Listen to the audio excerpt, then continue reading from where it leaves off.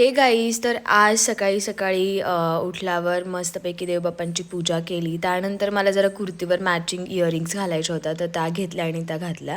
आणि त्यानंतर मग माझा होता उपवास, तर मग खाल्ली खिचडी, कारण आज होता श्रावणचा पहिला सोमवार. आज जरा पाऊस उघडला होता. हे पहा दादा कसा काम करत होता. त्यानंतर मग आम्ही गेलो वाड्याला. मला जायचं होतं जरा ब्युटी पार्लरमध्ये.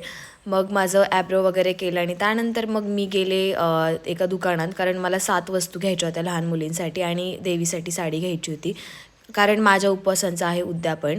आणि त्यानंतर मग वाड्यात प्राजूने घेतली जरा भाजी आणि मम्मीने त्यांचं बँकेत काम होतं, तर त्यांनी ते बँकेचं काम उरकलं.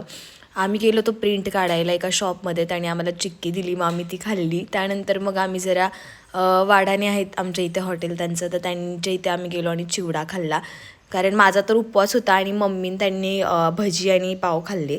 त्यानंतर पहा मयूर आला होता मुंबईवरून, कारण त्यांची ST बंद पडली होती